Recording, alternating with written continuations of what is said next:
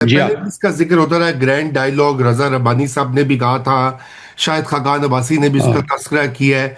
लेकिन निजामी साहब, इस वक्त जो सिस्टम आप जिसका तस्करा कर रहे हैं, उसमें जो मौजूदा सियासी पार्टियों जिनको इक़्तिदार मिला हुआ है, वो उनकी भी तो उसमें पूरी रजामंदी है।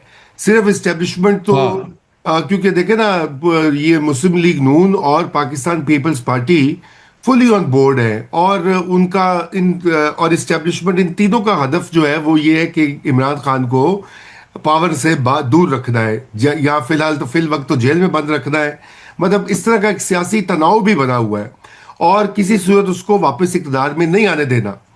तो निज़ामी साहब, इन इन हालात में इन पॉलिटिकल पार्टीज का भी तो एक रोल बनता है, एक जिम्मेदारी बनती है तारीखी, जैसे आपने सही कहा। बिल्कुल बनती है, बिल्कुल बनती है, हाँ लेकिन अनफॉर्चुनेटली ये रजा साहब आप एग्री करेंगे कि ये मुस्लिम लीग नून हो, पीपल पार्टी हो, पुरानी जमातें हैं। लेकिन अनफॉर्चुनेटली वो तो मतलब है कि जॉइन हैंड कर लिया है ना उन्होंने फील्ड मार्शल के साथ। जी। ये तो खुली किताब की तरह है, इसको सारी दुनिया मानती है।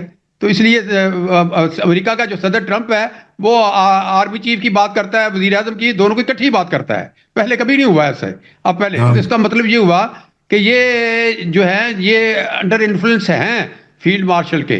तो अगर कोई डायलॉग करना है तो फील्ड मार्शल के कहने पे ही होगा, क्योंकि ये उसके मिले हुए हैं ना, दोनों जमातें मिली हुई हैं। और ये जो आपने कहा कि इमरान खान को जेल में रख के, उसको जेल में इन्होंने रखा हुआ है और 2 साल से ज्यादा अरसा हो गया है।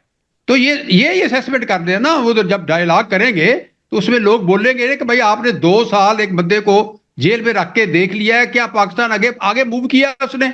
मुआशी तौर पे, कुछ सियासी तौर पे, रूहानी तौर पे।